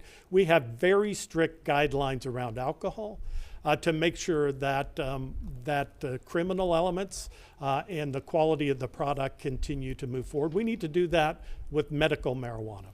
And so that would be the first step that we would move towards. And once we have those guardrails in place and we have confidence in that system, we should move towards legalizing recreational marijuana. Thank you. Ms. Holscher, you've noted the revenue. You made the point a few moments ago, $255 million in Missouri last year alone, taxing dispensaries, and a state line of Kansas cars that line up along dispensaries, along state line. But given the concerns about the health impacts with brain development, mental health concerns, and the survey and the study the KC Fed did, do the revenues that you talk about, do they outweigh the costs here? 60 seconds. Certainly. This is an issue I've been working on for 10 years. I actually got it passed, one bill for medicinal passed in the House. We've had roadblocks in the Senate. And here's the fact of the matter. We got to put the correct parameters in place. And there are lots of great models out there in how to do this. Not Oklahoma, that one gets cited often, but I have literally written and introduced bills on this topic. And again, there are great models out there to do this the right way. So many other states have done it. I guess that's the advantage. We can pick and choose the right way to do this. But to make it happen, I'm committed to winning this race and flipping seats out there, something I've been successful in doing, so we can get a better legislature in place. And back to some of those studies I referenced, if you could address that, the concerns of the impact of marijuana on your health, brain health, et cetera. do the benefits of the revenue outweigh the costs to the state and society long term? 15 seconds. Well, yeah, again, you've got to put the right parameters in place so it's not getting into inappropriate hands. You can't use packaging that's marketed to children. So there are lots of things that can be done. And again, we have great models out there. And I will tell you, as I've done over 70 town halls across the state, this is a huge issue that's important to people. That, as well as they're worried about Trump and ICE and who's going to stand up to them. I'm the only person running in this race who has stood up to Trump and some of the tactics he's brought forward. Thank you. Mr. Corson, your turn. You've also lamented the fact that a lot of revenue is going to the state of Missouri and others. Do you believe that the benefits of recreational and medicinal marijuana outweigh the risks or the harm to health? 60 seconds. So I was the first candidate in either party to come out and supported both recreational and medical marijuana. Look, with respect to recreational, what we risk doing as Kansans, if we do not adopt a policy, is falling behind not just our neighboring states, not just the other states in the Midwest, but behind the whole country. And look, John, we're Kansans. I have no doubt that we can do this in a thoughtful, sensible, common sense, responsible way. I want to work with the medical community. I want to work with the law enforcement community. I want to take the best practices from other states and bring those to Kansas. And I do think we have a chance. We talk about the shortfalls in special education. Hasn't been fully funded since 2011. This is a potential revenue source to provide more special education funds. We know that we need help with our infrastructure. This is, again, a potential revenue source. And I just have trust and faith in Kansans that we can do this correctly. With the respect to medical, we should be looking to ease the pain and suffering of Kansans whenever we can, whether they're a veteran or someone else with PTSD, a Kansan with epilepsy. And so I'm always going to support easing the pain and suffering of Kansans when I can. I think medicinal cannabis provides one way to do that. Thank you, candidates. Appreciate that. Quick program note for our viewers. Want to remind you that our post-debate live stream, where we'll hopefully visit with the candidates again individually and discuss tonight's debate, begins just moments after we wrap up here. Scan that QR code right there on the lower part of your screen, and that will link you directly to our post-debate analysis. Let's get on to a cultural issue, if you will, and that is the Kansas legislature's banning of transgender women from competing in female sports. That came in 2023, and banned transgender care for minors in 2025. Pew Research finds nationally 66% support policies requiring athletes to compete in the sport of their sex at birth. 56% support bans on transgender care for minors. Mr. Corson, you voted no on both of those issues, which ultimately would become law. Why did you vote no? You have 60 seconds. So with respect to the issue of sports, I think that there are ways that we can absolutely ensure fair competition without having a bunch of state legislators involved in this. You know, I mentioned the respect that I have for Kansans and our common sense. I have no doubt that this can and already was being dealt with at the local level by organizations like the Kansas High School Activities Association, by our athletic league administrators, by our principals, by our teachers, by our coaches, and communities all across Kansas. We have so many issues facing our state at the state legislature. This is not an issue that the state legislature needs to be spending time on when it's already being addressed in our local communities in a way that can both respect every Kansan and ensure fair competition. With respect to the second bill that you mentioned, gender-affirming care, I think, again, that it is most appropriate for decisions to remain between a child, a parent, and a doctor who can provide the expert care that child needs. Thank you. Mr. Skoog, you don't have a legislative voting record, but let's look at it this way. You're elected governor. Those bills come across your desk. Do you sign or veto? 60 seconds. Right. So I believe in local control. I live with the wrath of the legislature telling us in Overland Park what we have to do. And what does it do? It makes us less efficient and it drives up our costs as a city. I don't believe that the state legislature should be in your doctor's office either. I think that the role of the legislature should be focused on the big issues that are in front of us, the challenges that we all feel and know about. We need to stop losing population in the state. We need to stop losing jobs. We need to support our education system. These are things that the legislature is not dealing with. They are avoiding these issues because they're worried about they're creating an election issue for themselves in the next election. That's why we need a mayor to come into the governor's office. I'm not an insider. I'm not part of the existing legislature. And what I do is build consensus around issues. So to answer your question directly, I believe the legislature should stay out of issues that affect people's health and out of issues that can be best handled at a local level. Take that as a veto then for both. Yes, sir. Ms. Holscher, you've also voted no on both banning transgender women in female sports and care for minors. Why do you fall in that category? 60 seconds. Yeah, we already have an agency that handles this. Acacia Kansas High School Association, they put rules and parameters in place. And here's the fact of the matter. We need to focus on affordability, yet this extremist MAGA legislature hasn't focused on that one bit. Instead, what we saw this past session were 2 Charlie Kirk bills and a bathroom bill. Kansans are struggling. This isn't what they want. This isn't what they're worried about. But when we talk about things that they are worried about in their communities, data centers. And I'm proud to say I'm the only Democrat to issue a call for a moratorium on data centers because people are worried about data centers sucking up their water, jacking up their utility rates, and the fact that the promises of jobs that they heard just aren't delivered. So that's what I'm hearing from people. And I'm hearing that they're concerned about Trump and ICE coming into their communities. I'm the only one in this group who has stood with faith leaders pushing back against ICE. I'm the only one who has stood up on the Senate floor to push back against those bad bills. And I'm the only one who showed up at a Boys and Girls Club when ICE was threatening to terrorize children. And I'm happy to say I haven't taken any donations from Core Civic or any of those entities that drive those things. Thank you. Let's move on to the 10-year transportation plan known as IKE. That plan will expire in 2030, and under the next governor's watch, a new policy will be deployed. So, Mr. Holscher, or Ms. Holscher, we'll start with you over here. What will your priorities be as a new 10-year transportation plan is developed? 60 seconds. Yeah, I was in the legislature at the time at the height of the Brownback experiment, again, before working to end that, and I saw what was happening in terms of our roads and highways when transportation was not funded. So I'm proud to say that as I helped build that plan in terms of ending the Brownback experiment, helped build that budget to make it a priority, roads, highways, transportation was a priority. And we've had great progress, but there's still more to be done. So I will continue to focus on that because what we saw previously under Brownback was the sweeping of those funds that were dedicated to those areas. I do want to go back to something. I wasn't allowed to have a rebuttal on something earlier in regard to the Sports Authority bill. My name was mentioned. I do want to address that. That Sports Authority bill, some people are portraying that it is just some of the details added away there in terms of giving access to local leaders.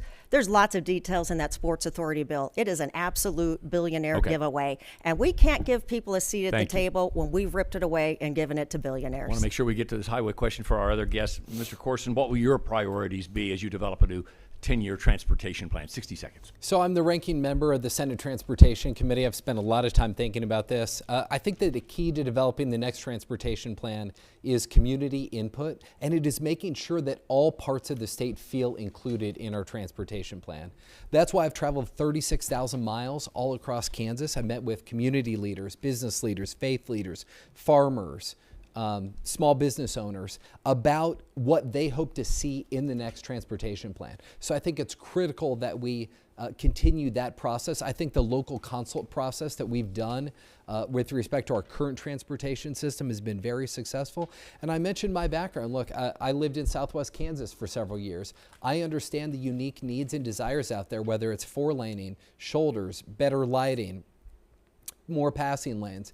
And I want to make sure that we design a transportation plan that works not just for our major metro areas, but for Southwest Kansas, Southeast Kansas, and all parts of the state. Mr. Skoog, what will your priorities be for a new 10-year transportation plan? 60 seconds. Yeah, well, first I just want to make it clear to all the viewers that Ty Masterson believes in a 1-year transportation plan, not a 10-year transportation plan, which would take us back to the Brownback years for sure. So as we look at the next 10-year plan, it has to be driven by conversations with Kansans across the state. has to be based on safety. It needs to be based on the transportation of goods. I was out in Hayes and in western Kansas during the wheat harvest recently, and the number of diesel trucks moving across our highway infrastructure was impressive. But as we look at that plan, we also need to start thinking about water infrastructure. So the question is, does water infrastructure get included in a broader idea of a transportation plan, or should we handle that as a separate item? But we need to redo and re-up the program and make it based on input from Kansans across the state. Thank you all. We've covered a lot of ground. I really appreciate your answers, and it's time now to move to our closing statements by drawing. Again, a pre-debate draw. We've determined who will start our closings. 30 seconds. Ms. Holscher, you're first. Great. Thank you so much. I'm the only Democrat in this race who won't give your hard-earned taxpayer dollars to billionaires, corporations, and AI data centers. And I'm the only one in this race to actually stand up to Trump and ICE in the legislature as well as in our communities. And what we're seeing here is establishment guys who keep delivering more of the same while leaving working families behind. Both of my opponents will claim they're the only one who can win in November. But here's what I will tell you. They can't win because they're aligned with Senator Masterson's positions on AI data centers and corporate giveaways. People won't see a differentiation there. I know who I'm fighting for, the working people. So I ask you to join with me, the Democratic frontrunner, and we'll deliver great things for Kansas. Mr. Corson, 30 seconds. So thank you for watching. As tonight's debate has shown, I'm running to provide solutions, not slogans, to the biggest challenges facing our state. But just as important as what I want to do as governor is why I want to be governor. I want to be governor to build a better Kansas for my kids and yours. And with the stakes as high as they are in November, we need to nominate a candidate who can win. I'm a proven winner. I'm the first Democrat ever elected in my district. And I represent a new generation of leadership for Kansas. The two other tickets in this race have a combined 41 years in elected office at a time when it's clear voters are looking for something new. Appreciate that. Mr. Skoog, last but not least, 30 seconds. Thank you. I agree with Mr. Corson. We need to elect somebody in this primary that can win in November. And I am the outsider who is not part of Topeka. Both of my opponents have voted for giveaways that they are now against. We have also heard lots of promises that they know because they're legislators that the math doesn't work. I'm the only candidate here who has delivered on budgets and stood up to taxpayers to justify it. Every year we do a $500,000 budget in Overland Park. Thank you, sir. Based on community incentive. Appreciate that. Thank you, candidates. Thanks to those who are viewing. Don't forget to vote. Advanced voting underway, and have a great rest of your debate night in Kansas.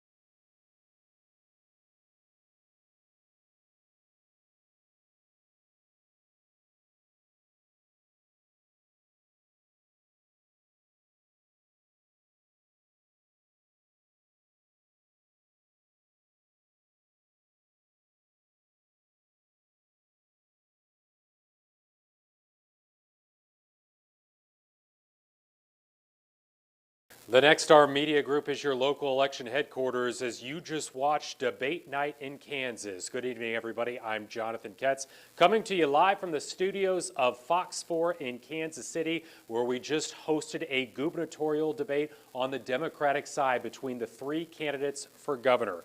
State Senators Ethan Corson and Cindy Holscher, alongside Overland Park Mayor Curt Skoog, are all vying for your vote on Tuesday, August the 4th. Right now, we have the Kansas Democratic Party Chairwoman, Gina Repass, joining us now. You were watching this debate with us. The beginning of it, there were some fireworks. I was the only one who had some popcorn with me, and I should have offered it. What did you make? Is there one candidate that stood out to you more so than any other one? I think they all did an equal job. And I think they all came with passion and they all expressed themselves. It was a little fiery, but it's because there's so much on the line. So nobody stood out. I think they were all very much equal on the same footing. Talk about how this party comes together post-August 4th, because you were telling me here you guys are having a get-together in Wichita right after election night. We absolutely are. We're calling it a unity rally. We have our state committee meeting and we do it in Wichita, and then we're going to have a big reception. It's going to be a family reunion. And we're bringing all Democrats, the candidates who won, who will be our nominees. They're going to speak at our state committee meeting. And then everyone who didn't prevail is still going to come together, and we're going to tell each other that we still love each other, that we're still Democrats, we're all still working for the same goal, and we're going to be unified. Have you been surprised at how feisty this race has gotten over the last couple of weeks, especially between Ethan and Cindy?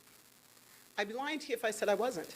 Yeah, I'm a little surprised. But here's what I'm going to say. I'm also very proud of both of them, because what they're doing is fighting for the things that matter to Kansans. Both of them feel strongly that they're the right one, and what they're doing is showing that they're willing to fight the Republicans too. So they're iron sharpens iron, and that's what we're seeing with the two of them. Did Curt Skoog entering this race at the 11th hour surprise you? It did. It did. But here's what I'm going to say. He got in by the filing deadline. Yeah. You know, people want to say it's late, but we have deadlines for a reason. He got in on time.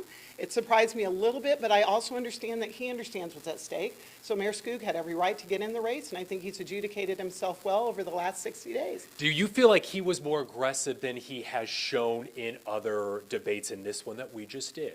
I did see a little more fire out of the mayor tonight, but I think everybody understands we're down to it. There are voters who are ready to decide in the next few days. So everyone gave us their best shot tonight. And I'm really proud of all three of them. You've commented a lot about the Wyandotte County ballot situation as of late. Has that situation surprised you, and do you think there is a remedy to it prior to Tuesday, August 4th? Well, we're going to fight really hard to make sure there is. And I'm not only surprised, but I'm very disappointed. And here's what I'm going to say to you. I don't understand why the most diverse and the most densely populated Democratic county is the one where the ballots got mailed out with a dead P.O. box. So we are going to fight hard on that. We're going to work really hard to make sure we have a remedy. And I will say this, we're lawyered up. We are ready to do what we need to do to make sure that those votes are counted. I appreciate you joining us, Gina Repass, the chairwoman of the Kansas Democratic Party. John, you've got two friends with you in Bob Beatty and David Haley joining you in studio. We'll send it on over to you. I would say two men who are smarter than me, but we actually have three men here who are smarter than me. But good to have you guys with us. Bob Beatty is here. I see you a lot in the Zoom, so it's nice to see you in person. Senator Haley, great to see you back here with us as well. And we have Mayor Skoog from Overland Park. All right, we know you're legal. You made it in under the deadline. How about the comments that you were a little more aggressive tonight? Given the fact that you were a late arrival, that you're not a state senator, you sort of feel like with the deadline of Election Day approaching, you needed to take that strategy. Would you agree with that? Well, I think what I'm hearing from Kansans across the state is they are happy that I got into this race because we have to win in November. And neither one of the other candidates are breaking through where that Kansans, Democratic Kansans, think that they can win in November. And they appreciate me being an outsider, coming from City Hall, because I want to build on Laura Kelly's legacy and move Kansas forward. And people understand that. I didn't ask you this during the debate, but I did the other two, but I think I know the answer. You would support the ultimate nominee regardless. I will, okay. Of course. Mr. Beatty, I'm you have any Democrat. questions? All right. Now, one of the candidates, Cindy Holscher, actually said that neither you nor Corson, she said they can't win. She said it, stop. She also has been running an ad showing you and Corson saying those guys are, you know, same old, same old. Does that bother you? Or I thought you had a good response to that, but I'll let you say it in your own words. Well, you know, I've been elected for 21 years, so I've been through a lot. I think it's interesting that she challenges Ethan with a website that, to me, represents facts about her history, and she's attacking me, her senator. I'm her constituent as well as her mayor, when I'm not part of Topeka. She's been in Topeka for 10 years. I'm not sure how she claims to be an outsider when you've been inside for 10 years. I thought that was a good answer when you said, hey, I'm the outsider, I'm a mayor. And I think the last mayor we had to become governor is Robert Docking. I think that's so right. he's a Democrat. So it's not unheard of. No. By way of Arc City. That's as right. I recall. That's right. Senator. Yeah. Question for the mayor? Do I go No, here? no, you're good. Okay, He's I'm right with this. there, yeah. Okay.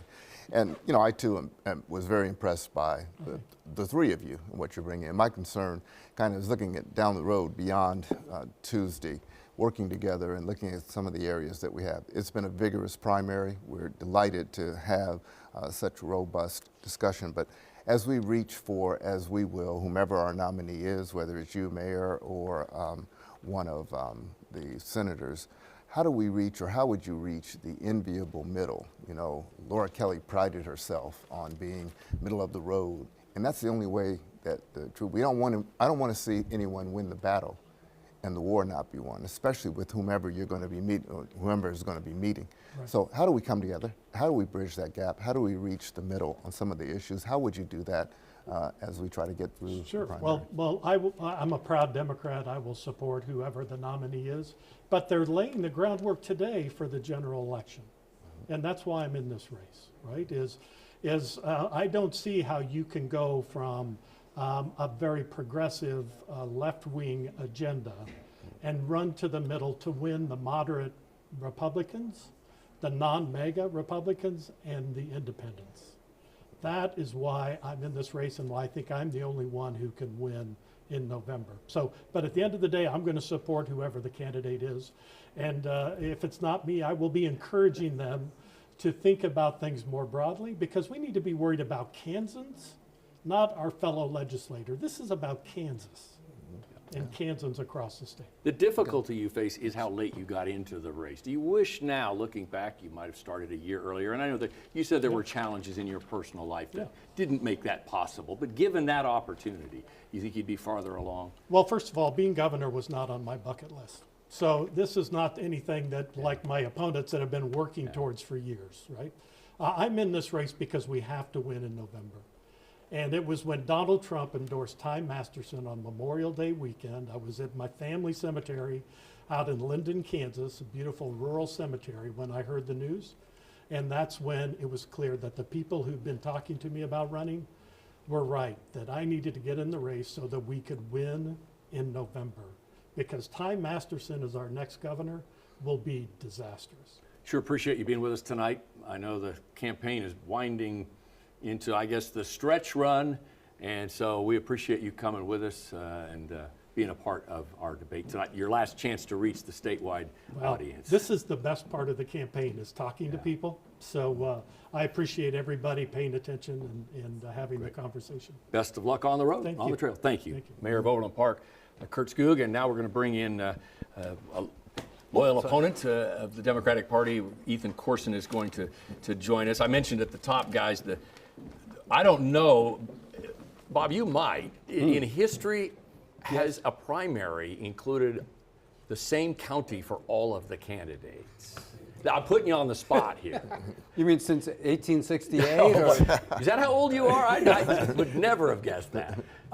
This is unique, but we know, as you said, that Robert Bennett was the last governor to come out of Johnson County, and he affected a cowboy hat, and then he didn't win re-election. So, yeah, it's a tough county to come out of, but of course, that doesn't mean it's impossible. One of the guys coming out of that county is Fairway's, the pride of Fairway, Ethan Corson. What were your thoughts on how the debate went tonight and how you did?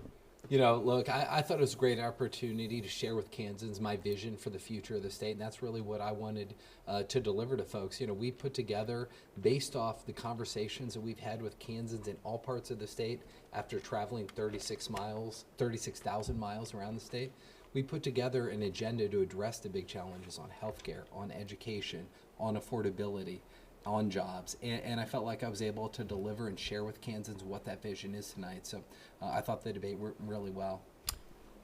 Professor.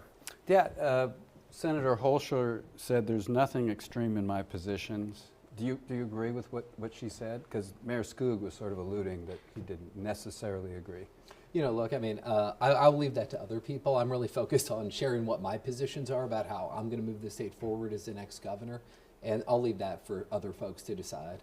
And do you think you missed an opportunity when the Chiefs question came up? You didn't say get a wide receiver and an edge rusher. Right. I was telling Senator Haley that's the answer to the Chiefs question. You win the debate. I'm governor now. Get a wide receiver. Right. No, Worthy's gonna be kind of shouldering a big load, so I'm a little worried about that. Yeah. I mean, that was an interesting question because we weren't asking about the deal. The deal's, the Chiefs are talking to the NFL about a Super Bowl now. This thing's moving forward. The question is, what are you going to do as governor? I thought they all handled themselves quite well in that regard. And, you know, maybe it's just me, but when you see the renderings of the dome, and in 3 or 4 years, people are just going to be out of their minds with excitement and happiness. So, all right. So it seems that way, John. Yeah. Senator, question. Well, yeah, and absolutely. And Senator, so good to see you, and I was very impressed by all three of you. And to that particular point, so the Chiefs are a done deal, it seems. How will you, as governor, work to bring more of a balance for the economic development and to shield the taxpayers for certain counties, like Wyandotte County, from certain deals? That's been a concern, an ongoing concern, and to bring that balance for the development of all of the county and not to further burden the taxpayers of particular counties, not just Wyandotte County, but other counties that often have to host but then bear the economic brunt without seeing any benefit. And also in data centers, so that's been one of the issues. And I think you kind of touched upon that during the debate, but that's been a concern of rank and file Democrats who are looking at who we should select to lead us over the next 4 years after we clear November. Yeah, so on the Chiefs deal, I think that I'm the strongest candidate to manage that going forward because of my background in economic development in 2 senior leadership positions at the U.S. Department of Commerce. I understand what these large economic deals look like, and I understand that a big part of that is holding people's feet to the fire. And what I'm going to do as governor is I'm going to hold the Chiefs' feet to the fire. I'm going to make sure that they fulfill every single obligation, every single commitment that they have made. I'm going to make sure that that's fulfilled, and I'm going to be a partner with communities like Kansas City, Kansas, like Olathe, that are going to be affected by this. You know, I've already sat down with Mayor Watson and KCK, and what I shared with her, what I said is what I said during the debate is, look, we are going to be joined at the hip at this. I'm going to work closely with you. I'm going to work closely with the community to make sure that your input is heard and make sure that we are doing this in a way that delivers the most benefit possible for the residents of Kansas City, Kansas, and the residents of Olathe. As of right now, from what I understand, because Wyandotte County put limitations on drawing the Star Bond District, they won't have a seat at the table at the Sports Authority. Did you talk to the mayor about maybe revisiting that and working more with the Department of Commerce to get a suitable map so that they can do their own development as well and take care of other parts of town? But they need a seat at the table, don't they? Yeah. Look, I've not talked to her since that specific decision was made, but I do agree with you. One of the reasons that I was a supporter of the Sports Authority was very much that I wanted to make sure that as this project moved forward, that we had leadership in Kansas City, Kansas, leadership in Olathe at the table when these kind of decisions were made. I also wanted to have a Sports Authority because it will increase the transparency and the ability of the public to understand what is going on. And so I thought that that was an important transparency piece. And so I agree that KCK very much needs to have a voice at the table on the Sports Authority, and I will fight for that as governor. All right, we appreciate you sticking around a little bit here and on a Friday night taking time to come. This is your final debate, I understand, so best of luck along the rest of the trail. Hey, thank you. We appreciate the opportunity. Thank you for being here. Take care. I understand that my colleague Jonathan Ketz is standing by in the spin lobby. Call it the spin lobby tonight. John, can you hear me? What do you got? I can hear you, and everybody else can hear you too, Mr. John Holt. Hey, we are here with Adam Orduna, the media director of the Kansas Democratic Party, as well in the spin lobby, as you said. How did you feel like the debate went tonight, as somebody who basically has to act impartial to all three of these gubernatorial candidates? Sure. John, you know, what we saw tonight was the passion that all of the candidates had, and that's what you want. You want people, you want leaders that are going to be about business and showcasing that they're not afraid to stand up for what they believe in, and we saw that tonight with all of our candidates. And so whoever comes out on top will be a strong candidate moving forward. Are you concerned that there are any unification problems with how testy this race has gotten in the past couple of weeks, even before the Kansas City Star came out? Sure, there's always some concern on whether or not people can come together, but I think in this situation we all understand what's at stake as far as the governorship, and so coming together is an absolute necessary thing that has to happen for our party. So I definitely believe that when it's all said and done, we will have unification. Do you think it will be hard for any of these three candidates to connect with voters outside of eastern Kansas, Johnson County, or Wyandotte County after the August primary? I think what our candidates have is a wealth of knowledge and experience that everyone can hang their hat on when it comes to economic growth and revenue, and the fact that everyone is all on the same page about public health, school education, public education, and healthcare. That's going to resonate with everyone across the state. So all of our candidates have a great opportunity to not just connect with Kansans, but from everyone showing what they're capable of doing. Adam, we appreciate you joining us. John, we will send it back to you, Mr. Beatty, and David Haley up on stage. Thank you, sir. We're batting 1,000 tonight as the third candidate that was with us here on stage in the final debate, a final chance to reach Kansans statewide here on our Next Star stations across Kansas. You know, we did spend some time talking about the bombshell, if you want, or the breaking news of the campaign in the last 24 hours. And I asked that unity question because I do think there's a concern that the animosity that's developed, particularly between you and Ethan Corson, could spill over into the general. And you both said you would support each other, and I'm going to take you at your word there. Yeah. Why is that critical? Do you think there's a unity problem going forward? You know, I have no animosity, and I will tell you, after elections are over, things melt. You will see that, and I am going to work hard to make sure that we unify this party, and I'm already doing that. I've been reaching out to people already to make sure that once we get past this election, that we're ready to move forward, and that we're unified on making sure we defeat Ty Masterson, the likely nominee, or whoever it is. And we're going to work to make sure that people understand absolutely what's at stake in terms of if he were to become governor, that we would lose our schools. We'd be in an experiment worse than the Brownback tax experiment. We'd have a tax on voting rights. So that's the message I'm already taking out to people, so that we will be unified to defeat the GOP nominee. Professor Beatty. Now, in Republican elections, I think more than Democratic elections in Kansas, there's often a nationalization of them. They'll mention Biden and Schumer. I'm a bit of a nerd, so I was counting references, and Donald Trump actually wasn't mentioned very much, and yet I think we can say he's not very popular among Democrats. Is that something you wish you had talked about more, or is that something you'll wait till the general if you get the nomination?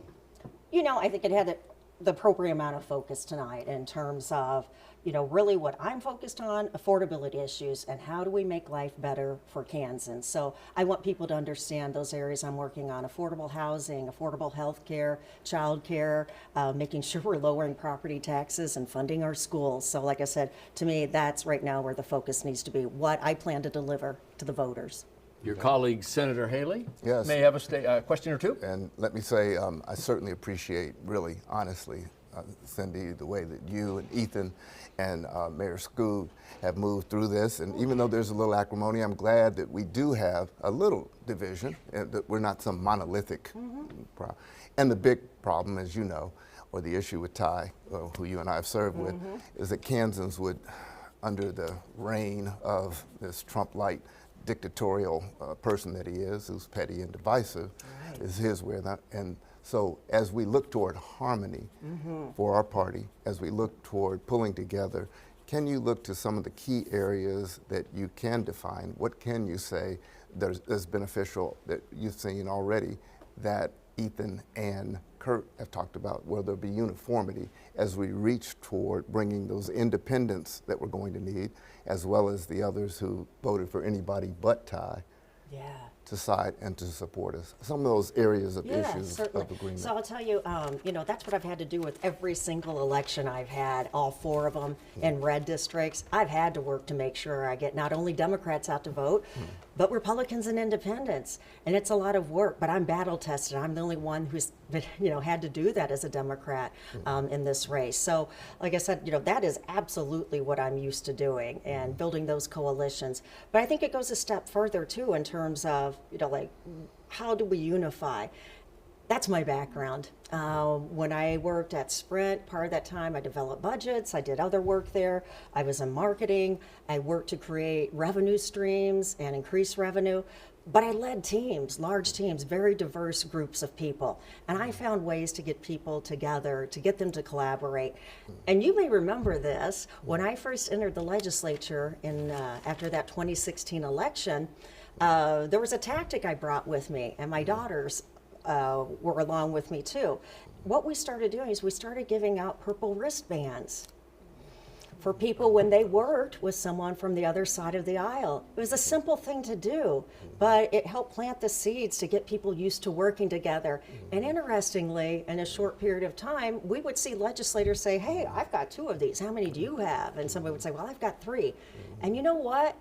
That was a tactic we actually took from a grade school. But there are things out there we can do, and that's my background, and those are the types of things I did in my prior life. And I did it in the legislature too, and working to end the Brownback experiment, which was no easy task to get over a 2/3 majority, all together to agree to end the experiment. Excellent. Thank you. I'm circling back to the unification problem, issue. I believe you said at the end of the debate about Mayor Skoog and Senator Corson, they can't win. And is that a problem in terms of unifying if you're in a debate saying my 2 opponents actually can't beat Ty Masterson or whoever else there is? Well, I think it's the same phrase we've heard them use too. Yeah, so I don't know why it's any different for me. But here's the fact of the matter. Voters in the general are going to look for differentiation between the candidates. And, some of my opponents out there, opponents in this primary, are supportive of data centers. They haven't issued a call for a moratorium. I have, because we've got to get those parameters in place to ensure that we're not allowing entities to come in to suck up all our water and jack up our utility rates. And we want to make sure it's local labor and livable wages. So like I said, those are the things I'm fighting for. And I'm the only one to issue that call for a moratorium. Here's the fact of the matter. Their views on that, as well as corporate billionaire giveaways and who supports them and their donors, that's more aligned with Masterson. It's going to be very hard to differentiate when those positions and those priorities are aligned with Masterson. And he's been attacked by Sarnecki for the data center issue. Yeah. Very good. We appreciate you sticking around. Thank Absolutely. you, Senator, for being with us tonight. Best of luck with the campaign trail. Gets into hyperspeed now. Yeah. Tuesday we'll be here before you know it. Advanced voting is underway, as we mentioned. Thank you so much for being a part of it and coming by. John Ketz is in the spin lobby. I just like saying that. It just rolls right off. The spin lobby. Jonathan Ketz. You're spinning out there, Mr. Ketz. I'm spinning. I like the vocabulary that you use as well. Hey, we've got Scott Swenson here, the first impartial interview that we've had, a supporter of Curt Skoog. Scott, something that I thought was interesting, Gina Repass told us flat out that she was surprised basically at the end of May when Curt Skoog decided that he was going to run for governor. Did it surprise you that he decided to run for governor, especially if the chair of the party was surprised? Well, it's a surprise that he got in late. But the reason he got in late was because he saw the race was not really moving the way that it should be moving for the Democrats to win in November, and we can't risk losing in November. So he thought he offered a different style of leadership than the 2 candidates that were in the race. Mayor's perspective is more like a governor's perspective. And he thought that he could offer that and let the voters decide. So that's what he did. Do you get the sense that he played a more aggressive role in tonight's debate than he has in previous debates because he feels like he needs that and he's behind the other two candidates? I think it's an important night to make it clear for voters who are making up their minds who the best candidate is to beat Ty Masterson in November. I don't think that the race is decided yet. 44% of the polls show 44% of the Kansans are undecided. So a lot of people are making up their minds right now. If this race was going to be decided by money, it would have been decided a long time ago. If it was going to be decided by grassroots, it would have been decided a long time ago. It's still up for grabs because there's so many undecided voters. No matter who wins on August 4th when it comes to a Democrat, will Curt Skoog support that person if it isn't him? Absolutely, without question. It'll be interesting to see. Do you wish that Curt would have gotten into the race earlier? That's a kind of a fool's game to play because it doesn't really matter. He got in when he got in. There's a reason that the deadline is the day that it's set. We all celebrated the House of Representatives that we could run more races. All the candidates that got it on that day. So we're helping them to lift up in new districts. We're helping a lot of candidates that filed on that day. So Curt filed what he filed, and it's a close race going into August 4th. And how the other two candidates feel about him now could be interesting to ask, but I do know that Cindy and Ethan were both at Curt's watch party back in November when he won re-election to Overland Park mayor, so I know they were supporters of him at that time. I appreciate you joining us. Sure. All right, John, Bob, David, we'll send it back on over to you in the studio. All right, thanks for the spin lobby view. Let's get the view from our analysts tonight, pundits. Professor, Chair of the Department of Political Science over at Washburn University in Topeka. Highlights, lowlights, what did you think of Well, first, you tonight's did a great job. Oh, you kept on them. And next star, this is great. Topeka, Kansas City, it went out across the state. Right. This is exactly what's needed. Some thoughts. I thought Mayor Skoog, you mentioned this earlier when you were talking to him. He should have run a year before he filed. It's just so tough, to raise money and get your message across in just a month or two. And so I think he was really hindered. Who does he help or hurt in this race? We were talking about that earlier. We did, yeah. When he kept pounding the I'm an outsider, which was one of the best lines, actually, of the entire hour, when he said, no, I'm the outsider. I'm not in the legislature, right, which was really a clear way to say it. I started thinking, wow, is he cutting into Holscher's support here if he's the outsider and someone thinks, well, maybe Corson? I don't know. We don't know. The other thing, John, is Senator Holscher mentioned she's a front runner. I wish that one poll actually hadn't happened because I don't think there's a front runner. We don't have any polling really to speak of. So that's the interesting part about this, and that's why this debate is so important. The other is this acrimony. We keep talking about it. It's unprecedented in the Sebelius-Kelly era. And whoever wins will have a big job ahead of them. We've got about a minute left. Senator, you've been in statewide campaigns and primaries. You know the acrimony we're talking about here, and you asked a couple of the candidates about it. Do you think that the party can truly unify to hold on to the seat in November? Absolutely. And let me say, too, as was said, really, the way that you handled this debate earlier and the way it went was exceptional. It really was. Good job, great job on it. And to show the carriage and the demeanor of each of the individual candidates, that their carriage, I think, is far away, because the definition of what Kansas is going to be set by the governor and the tone and how they conduct themselves. And they, in fact, were able to show that. I think unity will come after this, that we will pull together, because the kindred vision that each of the three candidates has, I think, is more mainstream or in line with where Kansas wants to continue being, after we've seen Laura Kelly.